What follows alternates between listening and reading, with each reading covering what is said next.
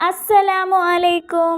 ഒരുപാട് ആളുകൾ പറയുന്നത് കേൾക്കാം, എനിക്ക് ഒരുപാട് ആഗ്രഹങ്ങളുണ്ട്, ഒരുപാട് കാര്യങ്ങൾ നേടിയെടുക്കണമെന്നുണ്ട്.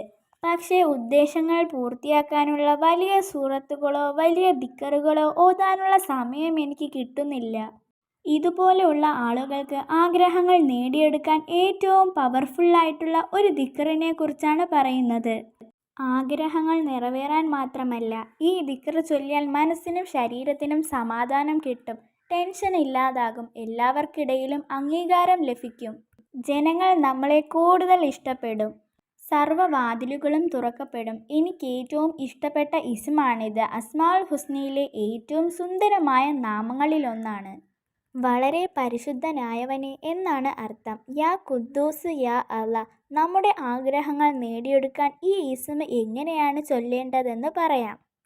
നമ്മുടെ ആവശ്യം മനസ്സിൽ കരുതി 40 ദിവസം തുടർച്ചയായി മനസ്സറിഞ്ഞ് 1000 വട്ടം ദിവസവും ചൊല്ലുക.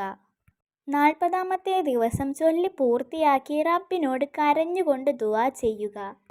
ഇൻഷാ അല്ലാ തീർച്ചയായും നടന്നു കിട്ടും.